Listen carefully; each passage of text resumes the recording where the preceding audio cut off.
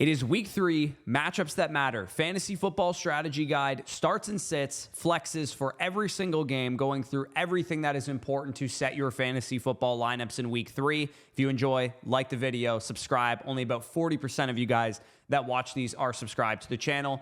Let's get into the first game. The 1 p.m. slate, we have 8 1 p.m. games and 4 p.m. games, and then a Sunday Night Football and a Monday Night Football game this week. Starting with the Atlanta Falcons at the Carolina Panthers. The Falcons are 5.5-point road favorites. Atlanta is implied for 24.5 points. The over-under is kind of ho-hum, 43.5. Even money in terms of where the sharps are betting on the over and on the under. Pace of play for this game is pretty high. Fourth highest on the slate, 28.35 pace of play combined from the two offenses. Carolina's DVOA is going up against a tough defense. I think game script-wise, we're probably looking at something very similar to last week's Sunday Night Football game, where the Vikings really struggled to move the ball against this defense, and Atlanta was able to kind of run the ball and work the clock that way. So I do think we're going to see a lot of Bijan Robinson, lots of Tyler Algier in this game. Sit both quarterbacks. They have bottom 10 matchups against fantasy quarterbacks. Bijan Robinson, of course, in your starting lineup every single week and probably set to have a 30 bomb this week. Chuba Hubbard also going to be in your lineup versus the Atlanta Falcons run defense. They've been pretty good against the run. They were able to kind of shut down Jordan Mason, Aaron Jones last week, and then in week 1, Bucky Irving wasn't very efficient on the ground. But Chuba Hubbard gets the volume. He should have opportunities to catch some passes. Tedero McMillan, this is a pretty easy matchup for him because A.J. Terrell is not expected to play in this game. If A.J. Terrell were playing, he would probably be shadowing Tedero McMillan. But without him, Atlanta's secondary is very vulnerable to the pass. So I do think Tedero McMillan could go, 7 for 110 kind of game. In this one, Drake London and Darnell Mooney, both in pretty tough matchups. Drake London probably going to see a whole lot of J.C. Horn, who has been one of the best cornerbacks in the NFL through 2 games, so keep that in mind for London. Kyle Pitts, assuming he plays, because he was added to the injury report with a toe injury on Thursday. We'll have to monitor what his practice status is today. And going forward, he'll probably carry a questionable designation, I would imagine, going into this one. But he has a awesome matchup. And if you're looking for a defense and a kicker streamer, the Atlanta defense and kicker, Romo, I believe his last name is, are definitely very, very good options. One thing that I'm going to add into these videos going forward is I'm going to give you guys like a stat of the game, because I think a stat of the game kind of exemplifies what you want to do with this matchup. It also should give you guys some, pick'em advice, DFS advice, whatever you want to use it for. The stat of the game for this one, per fantasy points data, the Panthers rank top 3 in cover 3 usage, 41% dating back to last year, 44% of the time through 2 games in 2025. Kyle Pitts averages 59% more fantasy points per route run versus cover 3 since 2024. And the Panthers, as I mentioned there, dead last against fantasy football tight ends. So if Kyle Pitts plays, he's one of the best fantasy tight end starts this week. So keep that in mind. If you have Kyle Pitts, you probably want to have him in your lineup, assuming he's healthy.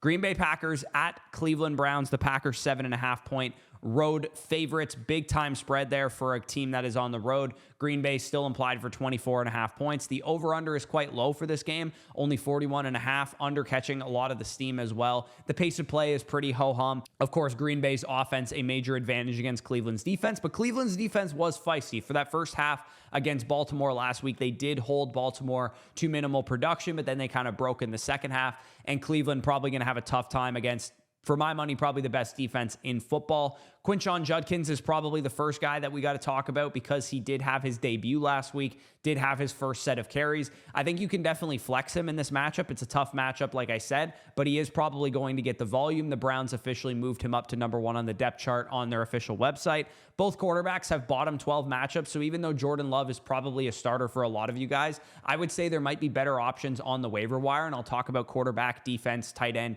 and kicker streamers at the end of the video. Jacobs is going to be in your lineup, of course, but it is a tough matchup. Matthew Golden, Romeo Doubs, and Dontavian Wicks, for that matter, versus the Cleveland secondary is something that we're going to exploit in the stat of the game. Start Tucker Kraft, assuming he plays. He did pop up yesterday with a knee injury during practice, but it does sound like he'll be okay. Could carry a questionable tag. It is possible he misses this game. If he does miss, definitely upgrade Matthew Golden and Romeo Doubs and those guys. Harold Fannin and David Njoku are probably going to need to be in your lineup because the Cleveland Browns are running an extreme amount of plays on offense. They've been playing from behind. They've been throwing the ball like crazy. And these two tight ends have been huge beneficiaries of that. You can't really count on 5+ targets for any duo of tight ends in the league, but you can count on it for the Browns tight ends as of now because Harold Fannin basically operating as the slot receiver and David Njoku the inline tight end.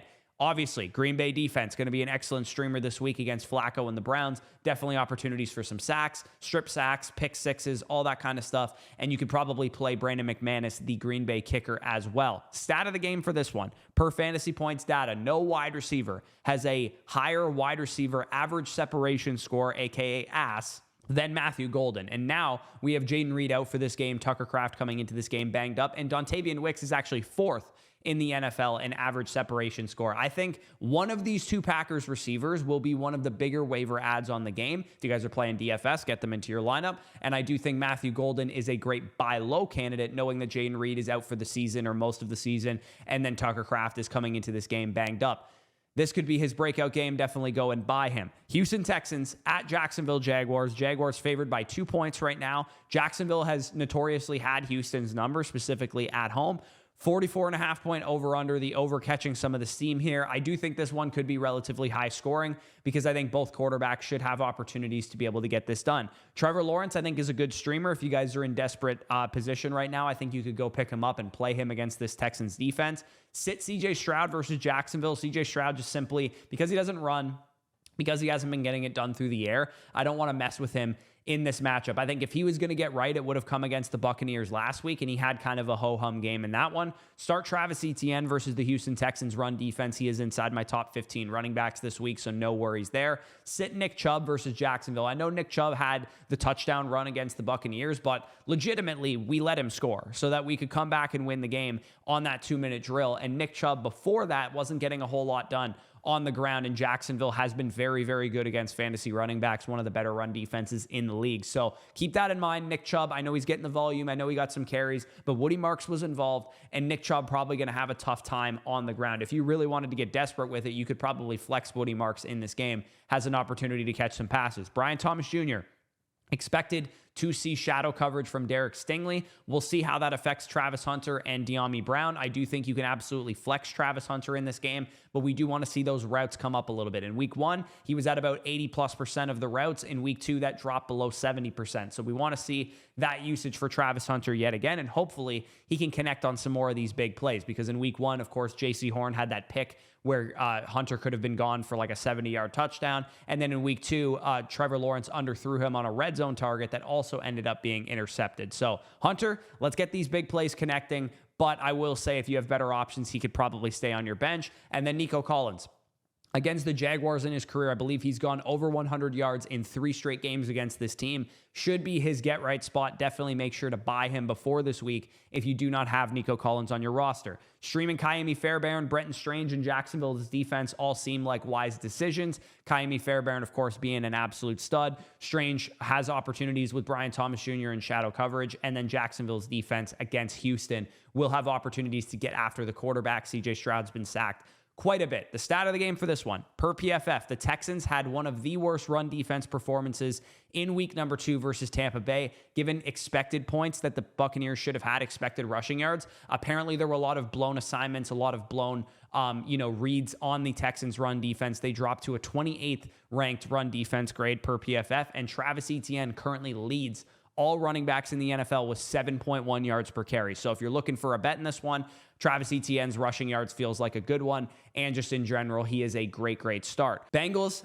at Minnesota. This game could have been a lot more exciting if the starting quarterbacks were playing, but the Vikings are favored by 3 points at home, despite Carson Wentz getting the start versus Jake Browning. Over under of 41.5 points, pretty low over under. Over catching a little bit of the steam. Pace of play a little bit average. And then again, not an excellent game environment for fantasy production, but of course there are some highly decorated fantasy assets in this game between Jamar Chase, Justin Jefferson, and all those guys. Both quarterbacks can be on your bench, although if you want to get crazy with it, if you're playing DFS tournaments, I do think Jake Browning and Carson Wentz are both playable in that context. Start Jordan Mason versus the Cincinnati Bengals run defense, because Anytime he's gotten opportunities to start, dating back to San Francisco, he's been an absolute stud, and he's been carrying the ball about 10, 15 times a game through the first 2 weeks of the season, and now Aaron Jones is on IR. So Jordan Mason absolutely needs to be in your starting lineup against a top 5 matchup.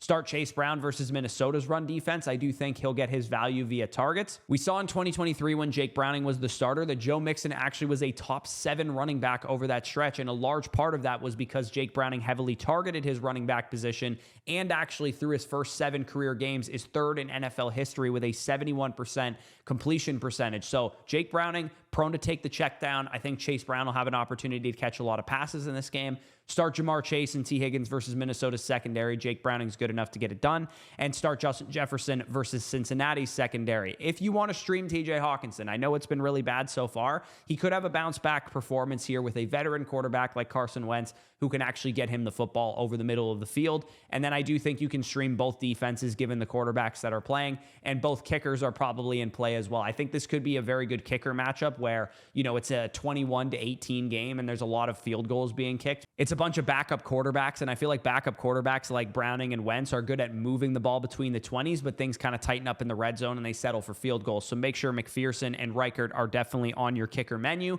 Stat of the game: Bengals defense played single high over 60% of the time through 2 games this season. One of just 4 teams in the NFL over that 60% mark. This could be the game that Justin Jefferson gets loose for a bomb. Carson Wentz is kind of a gunslinger, and this defense could be playing a lot of single high against Justin Jefferson. So definitely keep that in mind if you're looking for a explosive play out of Justin Jefferson. You might get it. Steelers going to New England to play the Patriots. Steelers are 1.5-point road favorites in this one, over under a 44.5. Pace of play below average on the slate. Both offenses, this is something I would like to point out, have a DVOA advantage of pretty significant margin because both of these defenses, specifically against the pass, have not been very good. The New England run defense has been really good, but their pass defense has been suspect. We might see Christian Gonzalez, their number 1 corner, come back this week. He hasn't played in the first 2 games, and if he comes back, that's a big boost to the Patriots defense in totality, but especially their passing defense. If you want to start a quarterback in this game,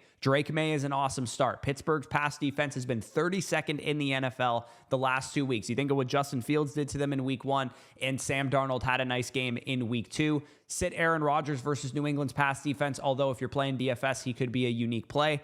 Flex Ramondre Stevenson and Trevion Henderson versus Pittsburgh's run defense. They've been pretty bad in totality against everything, but their run defense has really suffered as well. DK Metcalf versus the New England secondary. Super easy matchup, but again, if Christian Gonzalez plays, he's probably going to be glued to DK Metcalf. Flex Stephon Diggs and Kayshon Boutte versus the Pittsburgh secondary. Again, neither of those guys have been reliable, but if you are in desperate need of a wide receiver start, I think Stephon Diggs and Kayshon Boutte could be awesome options for you. You can definitely stream Hunter Henry in this game and Jonnu Smith, I would say as well, given that the Patriots defense is very susceptible to over-the-middle targets. I think both tight ends, Pat Freiermuth and Jonnu Smith, are probably going to see a lot of targets in this game. And then if you're looking for a defense, I do think that both New England's defense and Pittsburgh's defense are playable. But given that the Patriots are the ones at home, I would actually probably lean towards their defense because if they get Gonzalez back, their defense should be a big boost and play a lot better than they've played through the first 2 games as a pass unit. And then I do think both kickers are very, very awesome plays in this one. Stat of the game: Patriots give up the highest rate of explosive passes per game at 16.2%. If Gonzalez doesn't play, or if he's, coming into the game on a limited pitch count or something like that, they are definitely susceptible to a DK Metcalf bomb touchdown in this one. They also are allowing the single lowest success rate on the ground to opposing running backs. So I would expect a pass-heavy game script for the Pittsburgh Steelers, and I would expect a lot of targets headed DK Metcalf's way. And again, if he is playing Christian Gonzalez, he will probably be the personal chaperone of one DK Metcalf. And if Gonzalez plays, and you know that they're a very pass-funnel defense, I think Jonnu Smith is a very good streaming option in this one. Probably the game of the 1 p.m. slate. We have the Los Angeles Rams traveling to Philadelphia to play against the Eagles. The Eagles are 3.5-point favorites. Both teams implied for over 20 points. The over-under is set at 44.5. Even money in terms of where the sharps are betting on the over and the under. The pace of play is pretty slow. The DVOA matchup actually favors the Rams. So I know the sharps are absolutely hammering the Rams money line and the Rams against the spread right now. So keep that in mind. This could be the upset spot where Philly drops a game despite beating Kansas City and Dallas the first 2 weeks.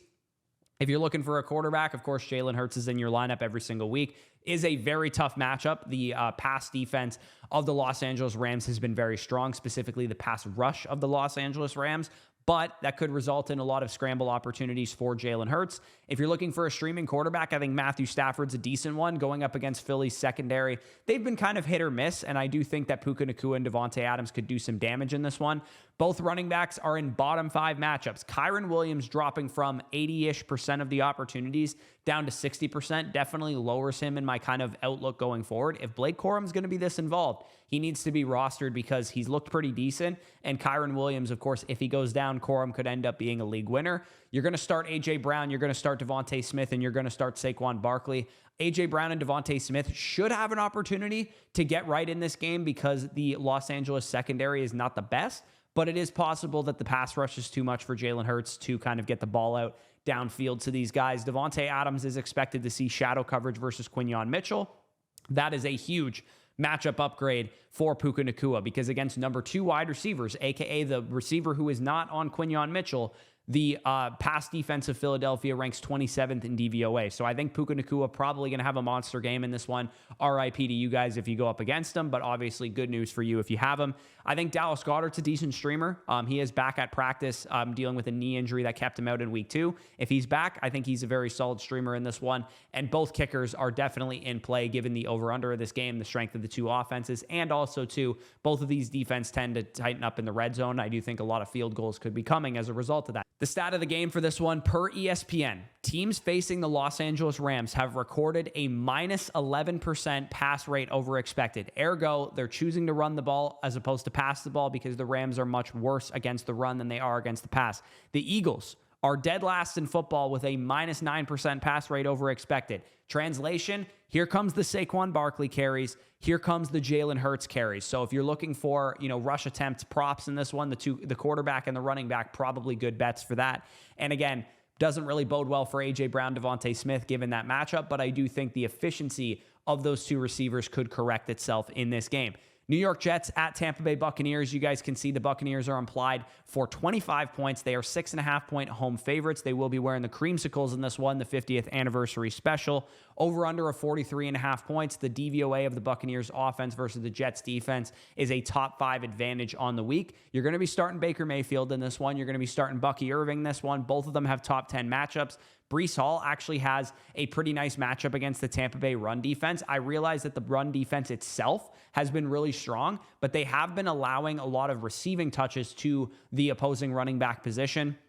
You saw what Woody Marks was able to do out of the backfield last week on Monday Night Football. And in week 1, Bijan Robinson had 100 yards receiving out of the backfield as well. So I think Tyrod Taylor, it's a backup quarterback. He's probably going to check the ball down to Breece Hall quite a bit. So if you're looking, again, for some props to go after, I think Breece Hall's receiving stuff is probably a good bet for that. Mike Evans versus Sauce Gardner, shadow coverage matchup expected for Mike Evans. We also have Emeka Egbuka. Wednesday didn't practice. Thursday didn't practice with a hip/groin injury. Now, Friday's practice today is going to be very crucial for his game status. If he gets in a full participation, he's probably fine. If he doesn't practice again, he's probably going to be out. Limited participant, he'll probably be a game time decision if I had to guess. So keep an eye on Emeka Egbuka. He does have an excellent matchup because other than Sauce Gardner, the Jets secondary is quite weak. So if he plays, he's probably going to be in great shape. Garrett Wilson, a little bit of a tougher matchup versus the Buccaneers secondary that has been improved against the pass, especially if Emeka Egbuka is out. Cade Otton will be a top 12 tight end in my rankings because with Evans with a tough matchup and if Egbuka is out for this game, Godwin probably not going to be back until next week or the week after. Cade Otton is going to be a great streaming tight end option for you guys because the Bucs are still implied for 25 points. Even without Emeka Egbuka, I think they'll move the ball. Their offensive line's undergoing some shuffling right now. Cody Melk, the right guard, out for the season, a Pro Bowl caliber guard that is now gone. And Luka Decky is going to be out for the next 4 games. Pro Bowl caliber right tackle is now gone. And Tristan Wirfs may return in this game, may not return in this game. Keep an eye on him. If he is back, that upgrades the whole offense. Stream Tampa Bay's defense and stream Chase McLaughlin, the kicker. The stat of the game, Jets defense keeping everything in front of them right now, despite playing against the Steelers and Bills, who like to stretch the field. The rank in the NFL, their air yards per attempt allowed, is number 1. So, again, I cannot stress this enough. Mike Evans on the outside, probably a tough matchup. If the defense is going to keep everything in front of them, that means a lot of targets for Cade Otton, a lot of targets for the running backs, and if Igbuka plays, a lot of targets over the middle for Emeka Igbuka. So keep that in mind. Colts at Titans, the next game we're going to talk about here. Colts are 4.5-point favorites. Indianapolis implied for 24. 43.5 points is the over-under. The over getting absolutely hammered on the market right now, so keep that in mind. 43.5 points is already a decent-sized over-under, plus you have the Sharps absolutely banging the over there. Indianapolis's offense versus Tennessee's defense is a huge advantage. Vice versa, not the case for Tennessee's offense. I think if the over misses here, it would probably be because the Colts absolutely blow them out. I would probably rather play this through the Colts against the spread. Both quarterbacks have bottom 5 matchups, but like I said, the Colts offense has been very good, and the Titans defense, while it's been solid, is not necessarily something that I'm scared about, so I'm still willing to stream Daniel Jones. Start Jonathan Taylor versus the Tennessee Titans run defense. He is going to have probably a ballistic day against me because Sal has him in the flock league, and I'm going up against him. Flex Tony Pollard against the Indianapolis run defense should be a matchup where he's able to get some targets, able to get some volume. Maybe this game stays close. It is a divisional game, and the Titans are at home. Michael Pittman Jr. is expected to see shadow coverage versus L'Jarius Sneed. Josh Downs, a very good start as a result of that, because last week we saw Michael Pittman Jr. get the Patrick Surtain treatment, and it resulted in Josh Downs having a bounce back. I think a number of targets are on the menu for Josh Downs, so definitely keep that in mind. Calvin Ridley going up against the Colts defense, not a great matchup, but he should see some more targets. Alec Manor, also maybe a low-end flex play if you want to throw him out there.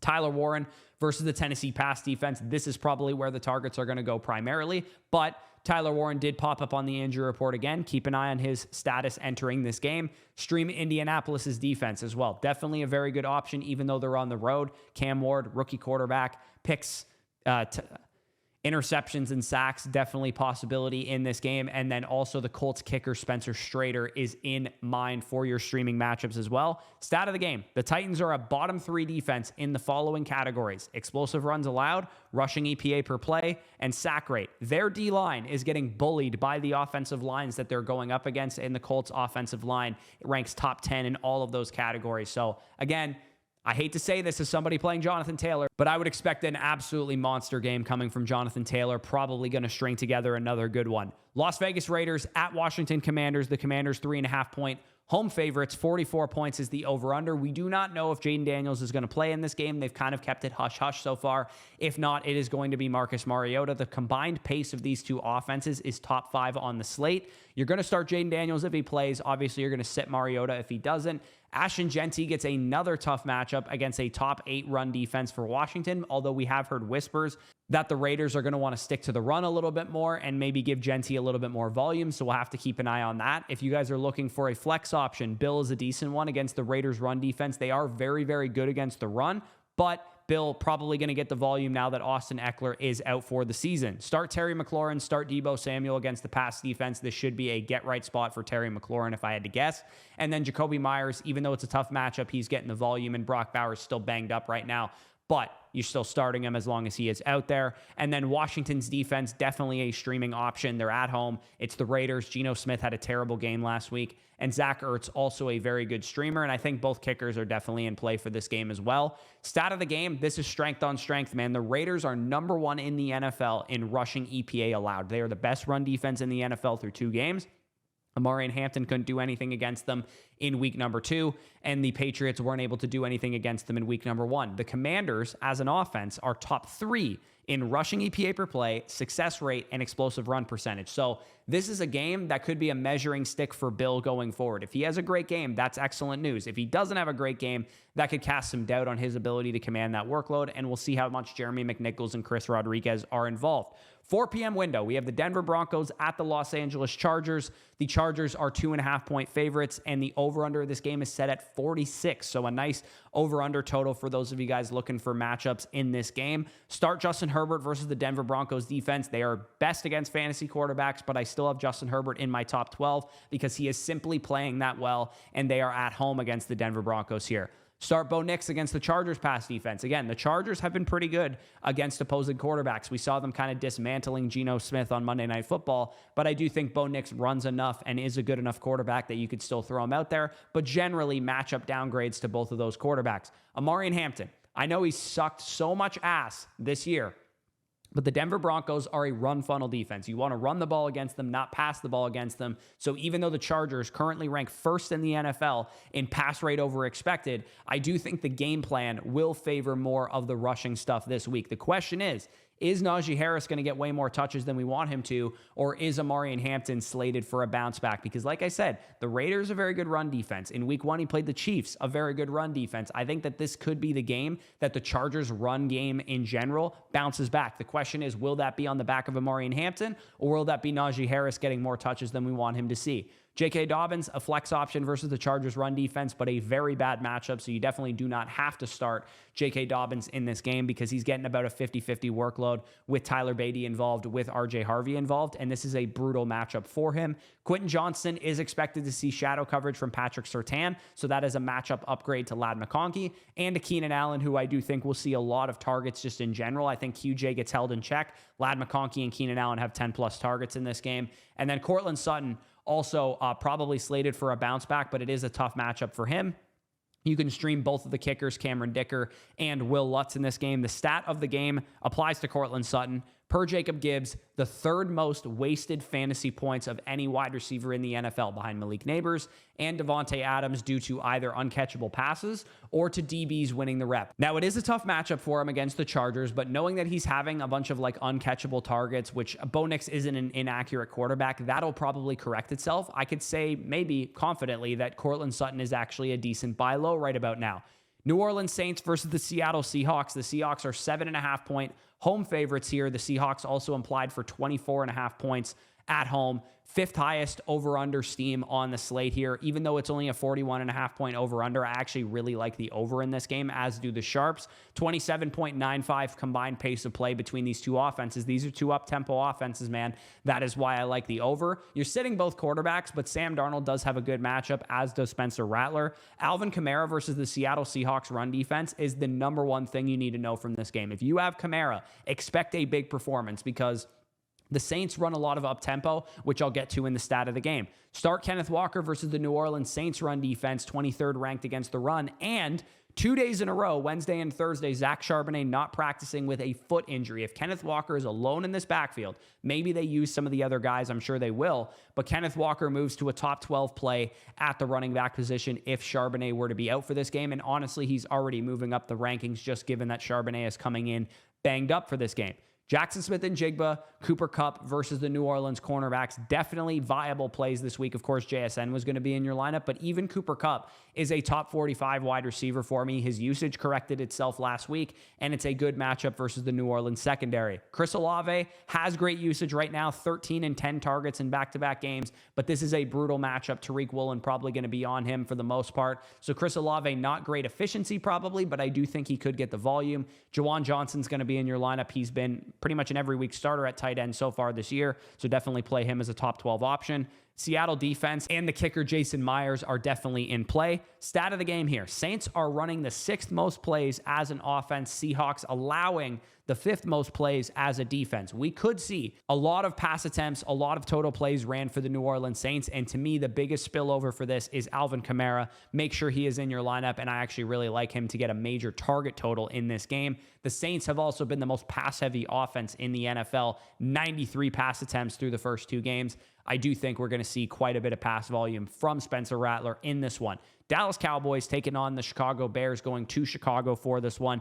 50.5-point over-under, the 2nd highest on the slate, the highest on the Sunday main slate. Pace of play, the highest on the slate. Dallas DVOA, the highest on the slate versus the Bears defense. Start every Cowboy you can possibly imagine. Javonte Williams is in your lineup. Dak Prescott is in your lineup as a top 6 quarterback. Both wide receiver cores have top 3 matchups. That means CeeDee Lamb, Rome Odunze, DJ Moore, and George Pickens. Those guys are in your lineups. Pretty much start everybody from this game. To give you guys a blanket statement, Jake Ferguson, definitely in your lineup as a streaming tight end. We have to wait and see what happens with the Bears tight ends. Maybe we see Colston Loveland get more usage in this game, because randomly in week 2, Cole Kmet was an 80% of the snaps guy, and it sounds like that could change going forward. So if Colston Loveland is available on your waiver wire right now, go pick him up. If he's available as a throw into a trade, maybe go add him, because he has a high upside ceiling as a top 10 NFL draft pick. And both kickers got to be in your lineup. I mean, Butter Aubrey, of course, was going to be, but even the Bears kicker, given the over-under of this game.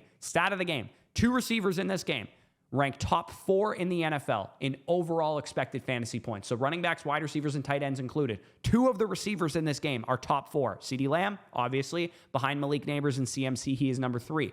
Rome Odunze is number 4 in expected fantasy points per game among all fantasy football positions not named quarterback. So Rome Odunze is getting exceptional usage. If he has another big game in this one, first of all, you should be buying high on him right now. He is valued probably as a top 15 to 20 receiver by most of your league mates. He could very easily be a wide receiver 1 after this game. So definitely go and send some offers for Rome Odunze. I realize it's buying high, but I do think he might be worth more after this week going forward. Next up, we have the 49ers and Cardinals. The Cardinals going to San Francisco, 45.5 point over-under. Pretty straightforward game environment. I think with this divisional matchup, you do usually see a decent amount of points, which is why that 45.5 point over-under exists. I think Kyler Murray is a streaming option. We do actually have word that Brock Purdy may play in this game. I would say it's probably going to end up being Mac Jones, but it's a divisional game. It's a home divisional game too. You gotta want to win those. So I do think it's possible Brock Purdy guts this one out and tries to play. Christian McCaffrey, similar to Jonathan Taylor, is on Sal's team in the Flock League, and I am scared shitless of what he's about to do to me. If you play against Christian McCaffrey, enjoy your L this week, because I think a 35 to 40 point game is coming, unfortunately for you. But if you have Christian McCaffrey, enjoy your W. James Conner, definitely a flex option against San Francisco in this one.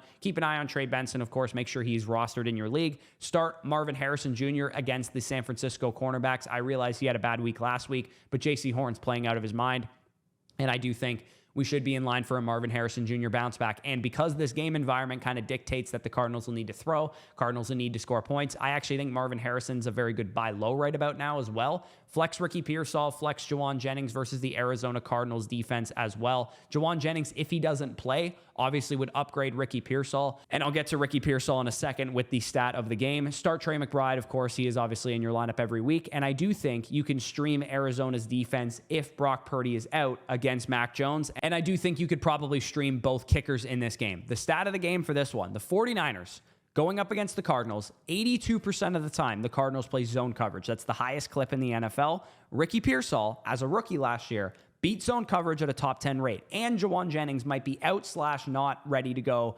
100% for this game. So Ricky Pearsall is probably one of my starts of the week, because I absolutely want to get him into my lineup. And if you're looking for some bets, I think his receiving yards, receptions, that kind of stuff is probably a good idea. Kansas City Chiefs on Sunday Night Football traveling to New York to go up against the New York Giants. 45 point over under. The over catching 30% of the steam on this slate. They are hammering it. The pace of play in this game combined top 3. Kansas City's DVOA against the Giants offense is top 5. You are starting every Chief. And I also mean Isaiah Pacheco, because Isaiah Pacheco against the New York Giants run defense is my stat of the game. The Giants are a bottom 5 run defense by 6 different metrics: DVOA allowed, PFF run defense, EPA per play, success rate, explosive run percentage, fantasy points allowed. If 60% of the snaps Isaiah Pacheco can't get it done in this game environment, where the Chiefs are 6-point road favorites, you got to wonder if this guy is droppable. So Isaiah Pacheco should be in for a bounce back in this one. Start Patrick Mahomes, start Malik Nabers,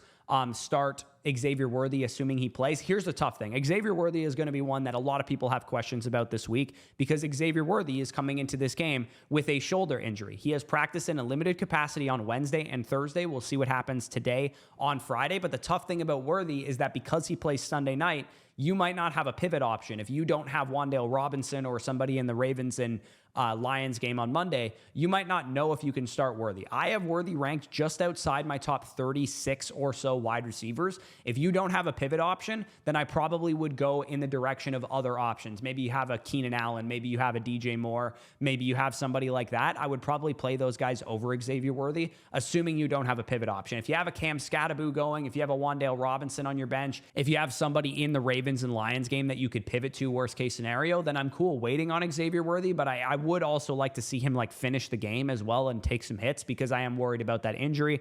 Cam Scatterbu and Tyrone Tracy, again, I probably wouldn't mess with them too much. It is a pretty good run defense that they're going up against, and this backfield is pretty split down the middle at the moment. Start Travis Kelce, though. He is an every week starter at tight end, given the volume and the usage he's seeing. And Kansas City's defense and Harrison Butker absolutely in play. Moving to the game of the week, the Baltimore Ravens taking on the Detroit Lions. Ravens are 5-point home favorites, 53-point over-under, the highest on the slate. 64% of the cash on the over. The Sharps are absolutely hammering this one. It looks like it's going to be a shootout, fellas. So if you have any Detroit Lions or any Baltimore Ravens, they should absolutely be in your lineup and be a major tiebreaker for you. Jared Goff, excellent streamer this week. Of course, Lamar is going to be in your lineup. Gibbs, Montgomery, make sure they're in your lineup. Derrick Henry, of course, he's in your lineup. Zay Flowers, of course, he's in your lineup. Amon-Ra, Jamison Williams, Sam Laporta. I even think, as bad as Mark Andrews has been, you could throw him out there just knowing that there's a very good chance he catches a touchdown, and also make sure Isaiah Likely is stashed on your bench if you have an open spot before this game, because if Isaiah Likely plays, he could end up being one of the biggest waiver ads of week 4. So definitely go and check him out if he's available. And of course, you can play both kickers given the matchup that we have here, Tyler Loop, and of course, Jake Bates. Stat of the game: number 1 EPA per play offense in Baltimore, explosive pass leader as well. So the Lions defense going up against the most explosive passing offense in the league, they are second most air yards allowed as a defense, the 6th most explosive pass rate allowed as well. So Lamar is probably going to uncork some absolute biatches on Monday night. If you have Zay Flowers, you should feel very good about it. I, of course, have Lamar and Zay Flowers in the Flock League, so I feel very good. But even Rashad Bateman and DeAndre Hopkins and Mark Andrews, like I said, if you were desperate and you needed a pivot option to go because you're trying to wait on Xavier Worthy, I don't think that's a bad pivot option for you given the game environment that you have there.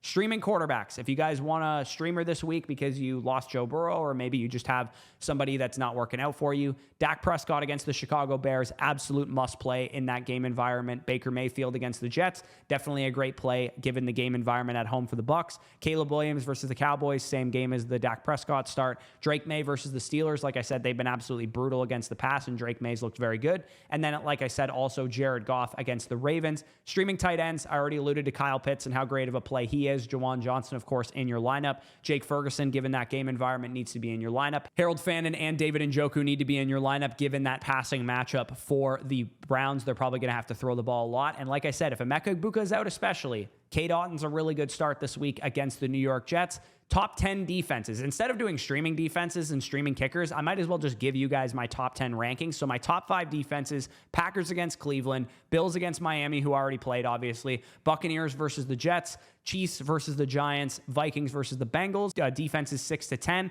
Seahawks versus the Saints, Falcons versus the Panthers, Colts versus the Titans, Texans versus the Jaguars, Broncos versus the Chargers. Top 10 kickers: Butter Aubrey, number 1, Tyler Loop, number 2, Matt Prater, the Bills kicker, obviously locked in on Thursday night. Chris Boswell versus the Patriots, Harrison Butker versus the Giants, Cameron Dicker versus the Broncos, Kaimi Fairbairn versus the Jaguars, Brandon McManus versus the Cleveland Browns, Chase McLaughlin versus the Jets, and Jake Bates versus the Ravens. So that is my entire start-sit matchup. Hopefully you guys enjoyed. Hopefully you got some value from this video. If you did, leave a like, subscribe to the channel if you want all of our rankings, rest of season, weekly, dynasty rankings undergoing a big update this week. Head on over to flockfantasy.com, use the promo code FSE when you sign up, and you'll get 30% off plus a 7-day free trial and a free team review if you sign up for an annual Mother Flocker package. Check that out down below in the pinned comment if you're interested. But with that being said, peace out, and I'll talk to you soon.